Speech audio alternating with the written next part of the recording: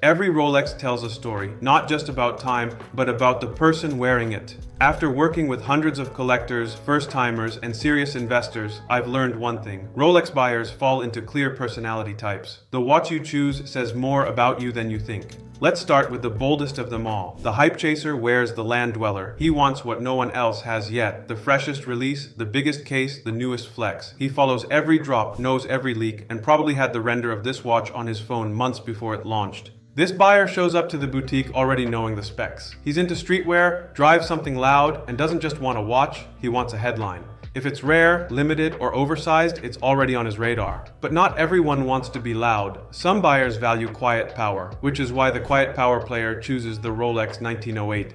You won't catch him asking about wait lists. He's already got the right contacts. This buyer is low-key, established, and probably wearing the 1908 under a custom blazer, sitting in the back corner of a private club. The new Sedimo bracelet, polished case, and clean dial appeal to someone who values craftsmanship over clout. He might run a portfolio of companies or sit on a board, but you'd never hear it from him. He lets the details speak.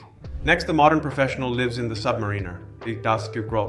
This is the clean-cut executive who doesn't need 10 watches. He needs one that does everything. The sub is his daily companion, whether he's closing deals in a tailored suit or flying out for a weekend by the sea. Steel says reliable, two-tone adds personality. Full gold means he's built something worth celebrating. This is someone who has a diverse lifestyle. Then, I think the strategist builds with the GMT Master 2. He's analytical, detail-driven, already passed his first Rolex. This is the buyer who knows the difference between a 12-6710 BLRO and a Wangstein 710 Pepsi and chooses intentionally. He travels often, balances business in multiple cities, and wears the GMT not just for its second time zone, but because he understands resale, market cycles, and what makes a piece collectible. He might be in finance, tech, or real estate, but what he really invests in is knowledge.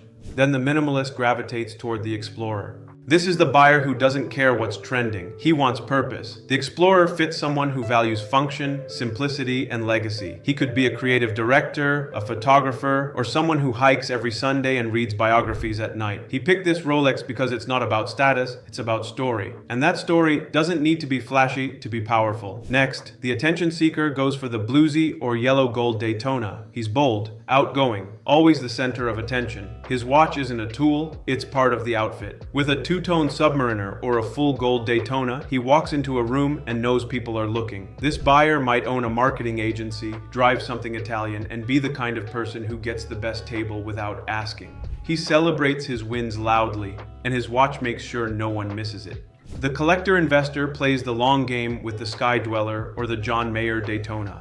He knows which dials were discontinued, what's selling above retail, and where the market is heading. This buyer isn't interested in hype, he's focused on performance. Whether it's an Everose Sky Dweller or the Green Dial Daytona, every watch is purchased with foresight. He might be a startup founder, a seasoned entrepreneur, or someone who's flipped a few grails before. He doesn't just buy watches, he collects them. Next, in my opinion, the stealth collector chooses the white gold sub or the platinum Daytona. This is the buyer who walks in quietly, pays in full, and disappears. To the untrained eye, it might look like a simple sub, but to those who know, it's white gold. The platinum Daytona, with its ice blue dial and chestnut bezel, doesn't shout, it whispers power. This person might be a private equity guy, a crypto founder, or a seasoned watch vet who stopped caring about Instagram years ago. He wants respect from the few who notice, and no noise from those who don't. The versatile personality relies on the Yachtmaster 42. He's fluid, effortlessly moving between work, dinner, weekends, and maybe a yacht if the mood's right. He might not own a boat, but he knows how to get invited on one. The sportiness of the black bezel, and the comfort of the Oyster Flex. He's practical, but not boring.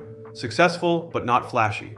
Think creative agency owner, architect, or someone building a life that doesn't fit into one category. Finally, the lifestyle collector lives in with a Flexi Daytona. He's non-stop. 1 week in Mykonos, the next in LA, and always booking his next move. His Daytona is on a rubber strap for comfort, rose gold for statement, and fitted with a ghost or chocolate dial that matches the rest of his luxury lifestyle. He might be an ex-athlete turned investor or a media personality running multiple ventures at once. He works hard, wins fast, and wears watches that can keep up with all of it.